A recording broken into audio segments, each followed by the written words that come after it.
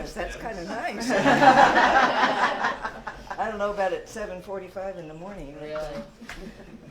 It was one of those nights. Some of you have said, a couple of my students said, I just didn't sleep last night. It's all those dulcimer tunes going around. I'm actually going to start with the Mountain Dulcimer, and I don't see Lyle Wheeler. I was going to do this. If any of you are in Lyle Wheeler's class, tell him I played his song this morning. Probably didn't come because it said it made him cry last time. Maybe that's why he didn't. No, he's a proud Scots.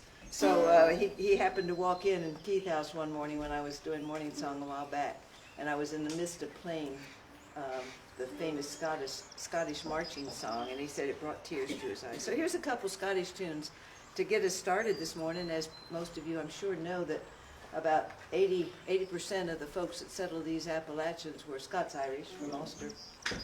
So here's a tune from the home country, a couple tunes, a medley I think you'll recognize.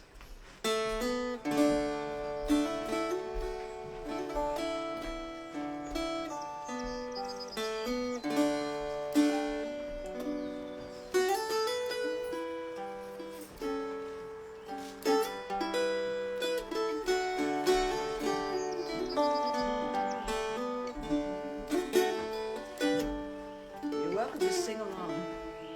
I'm not going to try singing yet.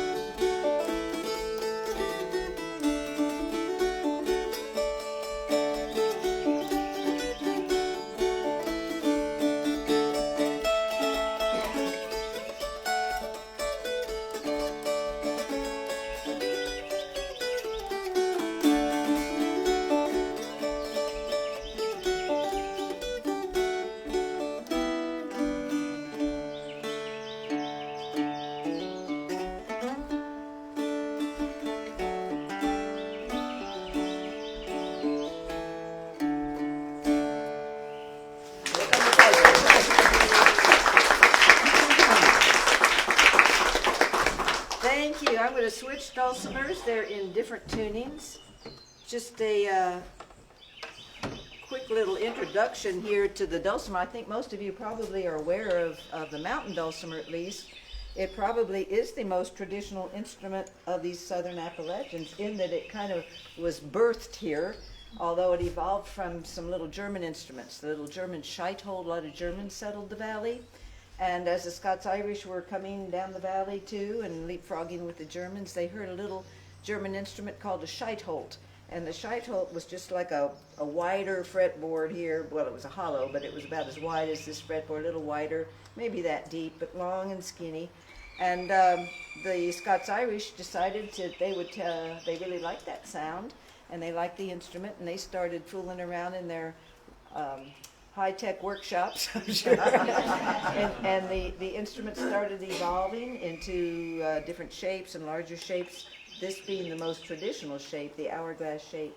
And the musicologists say that from the extant instruments they've been able to find, they think the final evolution happened in Southwest Virginia, actually close to where I live, in Abingdon, Virginia, where they have found some instruments dating to about early 1800s, like 1803, that show some features of both instruments. So maybe the transitionary, is that a word?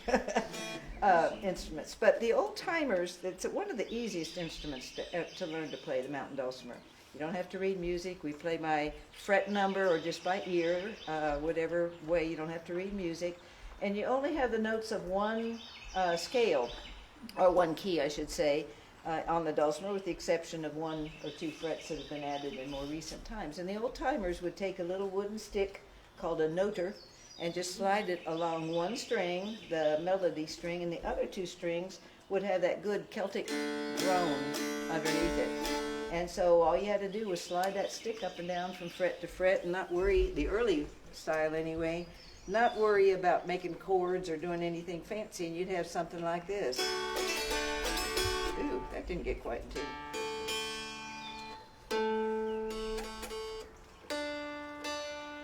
That one's a little out. Oh boy. Hang on.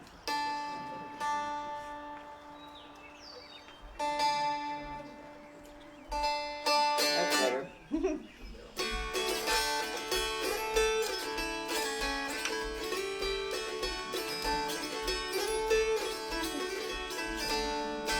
Simple little tune, you know, and you don't have to think, ooh, F sharp, D, E, or anything like that. So you can help me sing a song this morning, a very appropriate song for this morning. First time I heard this song was here at the folk school from J.M. Davidson, and it's called Waterbound. And yeah, I thought it'd be appropriate for this morning. I'm going to play it in this old style. Waterbound and I can't get home. Waterbound and I can't get home. Waterbound and I can't get home down in North Carolina. You can sing along with it, and that's the chorus. It goes like this.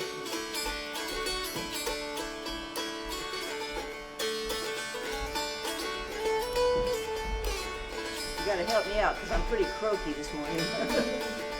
Waterbound and I can't get home. Waterbound and I can't get home. Waterbound and I can't get home down in North Carolina. Chickens crowing in the old pine shed. Chickens crowing in the old pine shed. Chickens crowing in the old pine shed down in North Carolina. Waterbound and I can't get home. Waterbound and I can't get home. Waterbound and I can't get home down in North Carolina.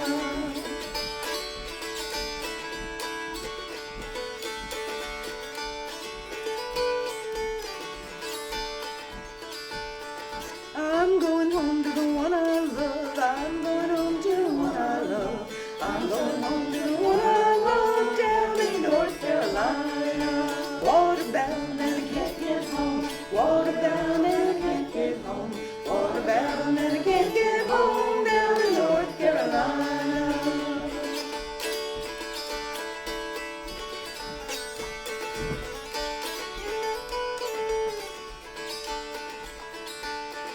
Old man's mad and I don't care. Old man's mad and I don't care. Old man's mad and I don't care 'cause I stole his daughter. Waterbound and I can't get home. Waterbound and I can't get home. Waterbound and I can't get home down in North Carolina.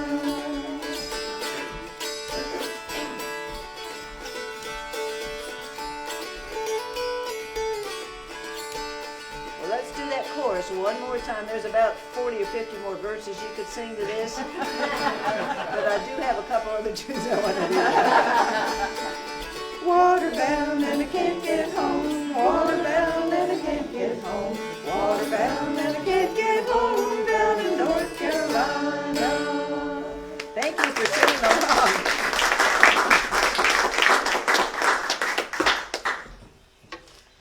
some of you may be new. Are some of you new to the folk school? Who is? Yeah, quite a few of you. Yeah, great. Well, you may or may not know about the great Englishman, song collector and dance collector Cecil Sharp that came to our southern Appalachians in the early 1900s. And it was mainly thanks to Olive Dane Campbell that he came here. Olive and her husband John were living in the Asheville area in the 1914-15 area time, and they had heard about Cecil Sharp, the English collector, coming to America. He wanted to see what had happened to all of the old ballads and songs after they had crossed the ocean, half expecting that they had died out, because in England and Scotland by that time, because of the Industrial Revolution, not many of the folks remembered the old songs anymore, and we kind of figured that had happened over here, but he was curious enough to come and look. And apparently he spent his searches up in the New England area and found his assumption to be true. He had a hard time finding much of any of the ballad material left. Maybe people over 80 might have known a few of the old ballads, but people moving to the industrial towns and, with the factories and that. So he was about to go home empty-handed, and Olive, Dame Campbell, living in the Asheville area, and John knew better. She knew that those ballads were alive and well down in these southern Appalachians. She had spent quite a bit of time while living in Asheville collecting some of the ballads herself, especially up in Madison County from Jane Gentry in her boarding house. And so she decided she'd go up and visit with Cecil Sharp. So she took a train up to where he was staying with some friends. I don't know if it was Boston or New York or whatever. He was waiting to go back home. And his friend said, don't bother him, he's got the gout, he doesn't feel too well. And she ignores that. She came all that way. She was going to enlighten him about the richness of this area of the ballads and songs. So she went on in anyway, where he was sitting with his gouty leg up, and sat down and sang him the ballad of Barbary Allen. At which point, so they say, he sat up instantly cured and said, take me to where you find this music. So she brought him down to the Asheville area and took him up to Jane Gentry's boarding house and kind of sent him on his way. And over the next 3 years, he collected the music of the Southern Appalachians, which had come over with, for the most part, the Scots-Irish to these mountains. And so the result of that was English folk song and the Southern Appalachians. It has been reprinted, very, very, very, very important collection. And it was thanks to Olive. He might have gone home empty-handed, and a lot of those ballads might have died out, except for certain pockets. So I'm going to sing you a very short version of Barbary Allen, very similar to the one that he collected in Hot Springs. If you'll excuse my early morning croaky voice. Now this ballad probably has about 500 verses to it that have been collected. But the story is pretty much the same. All through the merry, it's a little high. All through the merry month of May, when the green buds they were swelling, sweet William on his deathbed lay, for the love of Barbary Allen. He sent his servant to the town, to the place where she was dwelling, saying, Master's sick, and he calls for you, if your name be Barbary Allen. So slowly, slowly she got up, and slowly she went nigh him, and all she said when she got there, young man, I believe you're dying. I'm sick, so very sick, and death is on me welling. No better I'll never be, if I can't get Barbary Allen. Don't you remember in yonder's town, at your own father's dwelling, that you treated the ladies all around, but you slighted Barbary Allen? Oh, I remember in yonder's town, and my own father's dwelling, that I treated the ladies all around, but I love only Barbary Allen. So slowly, slowly she got up, and slowly she went from him. She had not gone a mile or more, till she heard those death bells knellin'. They rung so loud, they spoke so plain, hard-hearted Barbary Allen. She looked to the east and she looked to the west, till she saw that pale corpse coming. Oh, bring to me that lovely corpse, so I can gaze upon him. Sweet William died for love today, and I shall die of sorrow. Sweet William was buried near the old church tower. Barbary Allen was buried anigh him, and out of his bosom grew a red, red rose. Out of Barbary Allen's a briar. They grew and grew near the old church tower, till they could grow no higher. They locked and tied in a true lover's knot, red rose wrapped round the briar.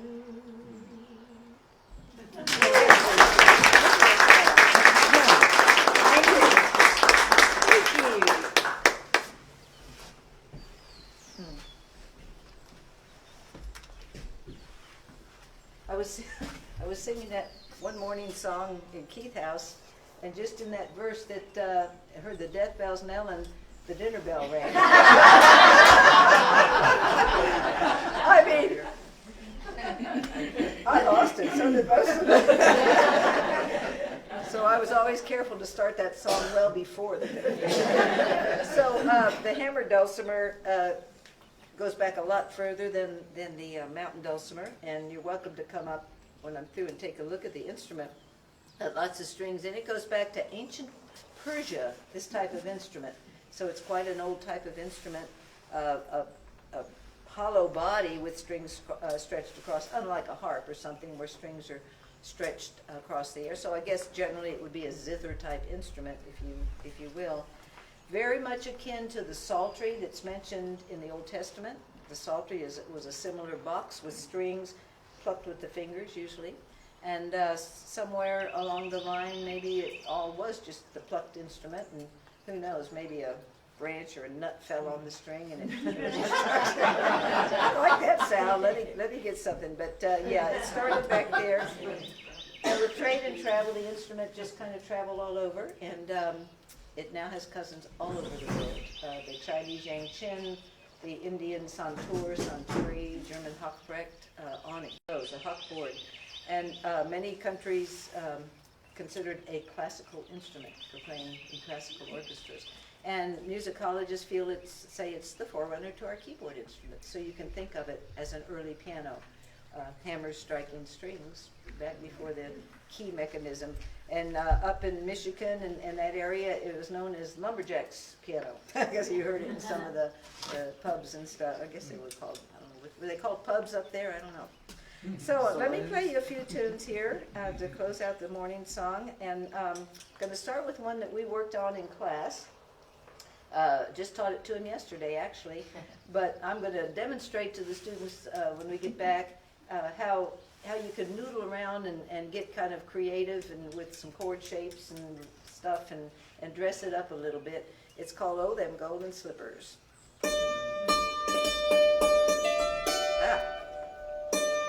I did that for the students' sake. See, I messed up too.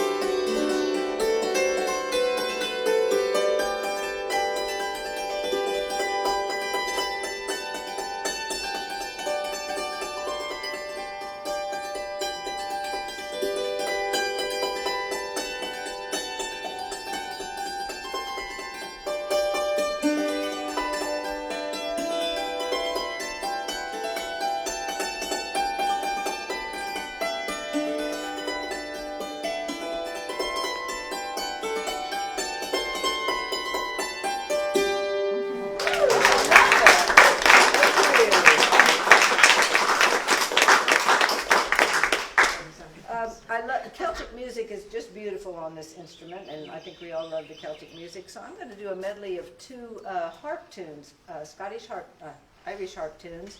And they're tunes that were written by the blind harpist Turlough O'Carolan in the late early 1700s. And he is now known as Ireland's bard, and probably the first recognized composer. If you go into St. Patrick's Cathedral in Dublin, you'll see his plaque on the wall with his bust, and it says Ireland's bard there. And he composed lots and lots of tunes, and he would be, as many of the blind musicians of that era, especially in Ireland, they were encouraged, if they had any musical ability at all, to take up the harp, because then they could earn their living by playing for some of the noble courts and that. And so wherever he would travel, he would be supported, and he would write tunes in honor of the different people that sponsored him where he lived. And like some of the European musicians did at the time, to support themselves, they would write the court music. But so let me play you a medley of two of his tunes. The first one is a very plaintive tune, at least the way I like to play it and the way I first heard it. It's called Carolan's Ramble to Cashel. If you've been to Ireland, you might have visited the Rock of Cashel. It's an amazing place. I was just blown away up there. It's this high fortress. It was the fortress of the kings of Munster, the mighty kings of Munster, and it's up on this high granite rock. And after supposedly St. Patrick baptized Cormac, the king of Munster of his time in the 5th century, he built a chapel there, and so the ruins of his chapel and stronghold is there, plus all of these beautiful Celtic crosses, and a very spiritual place. So there's, here's Carolan's Ramble to Cashel. We're going to follow that up with another one called Planxty Fanny Power. Fanny probably, it is suggested, was one of his many loves. So here's Rambling to Cashel first.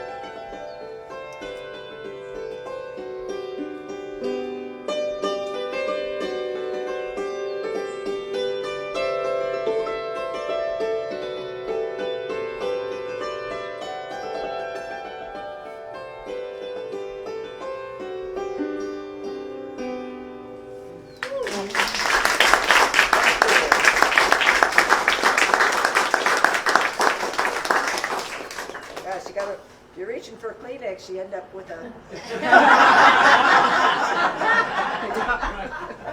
There's the Kleenex in the other pocket. Okay. All right, I'm going to close out with, anybody have any questions about this instrument at all? Okay.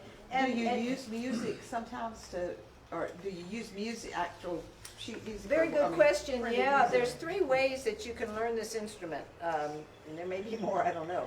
But mainly you can read music. But first of all, you'd have to find out where those notes are on here. The best way is by ear, because it's very hard to look at music and play, because you've got to be, it's a very visual instrument. And you got to have good lighting. That's why, I can say that's why I hit a few wrong notes, because the lighting ain't so good up here. But anyway, then the system that I like to use, whether you read music or not, is numbering the scale, just like do, re, mi, fa, sol, la, ti, do, but 1, 2, 3, 4, 5, 6, 7, because the instrument, even though it looks like it's just a whole bunch of strings, it's very patterned and it's tuned in key areas. So you don't have to think about all the black notes, so to speak. So once you learn the scale pattern for one, say the key of D, you can just move it up to another area and you've got the same pattern for the next. And so it's very patterned, and I encourage the students to really think pattern and use the ear and think the melodic patterns. It's not a linear instrument, you know, like a piano or something. It's a very compact where you find your melodies. Yeah. And the students that came this week, the majority of them had never picked up hammers. And you'll be amazed at what they were able to do in 1 week. Some of them had noodled around a little bit, you know, from some YouTube things or something. But it was a beginning class. So you can learn to play basic melodies pretty quickly. Right, class? Yeah. They better say that. Or Don't expect to play golden slippers like she did. Very true. So I'm gonna close with my all-time favorite song to play, and I do have a few strings that are getting a little sharp, but it's this humidity. So from the musical The Wizard of Oz, here we go.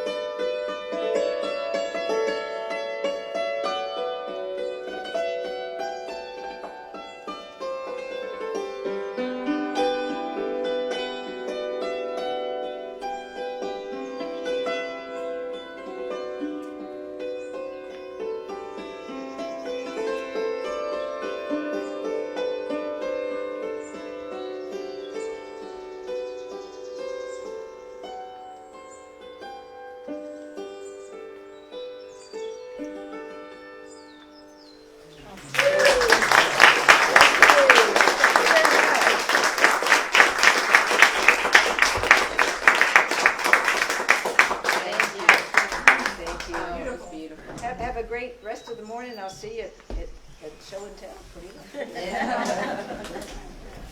It's much more new.